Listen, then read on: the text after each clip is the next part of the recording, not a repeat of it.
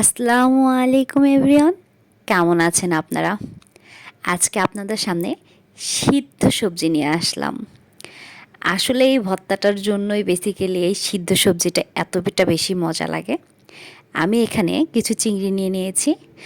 আসলে শুধু মরিচ ভর্তাটা খাওয়া আমার পক্ষে সম্ভব না।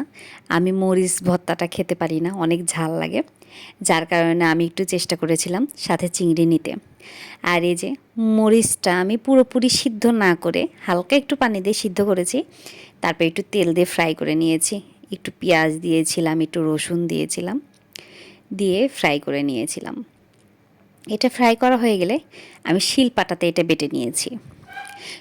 আসলে শিলপাটায় বাটলে এটা খুব একটা মিহি হবে না, বাট খেতে অনেক মজা লাগবে। এরপরে কিছু সবজি নিয়ে নিয়েছিলাম।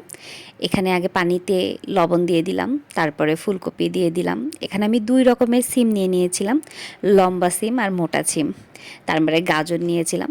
আসলে আমি খুব বেশি সবজি নেই নাই, আমি দেখলাম যে এই কিছু সামান্য সবজি দিয়ে আসলে খেয়ে দেখি খেতে পারবো কি না, মানে প্রথমবার চেষ্টা করার জন্য। সত্যি কথা বলতে আমার কাছে তো অসাধারণ লেগেছে।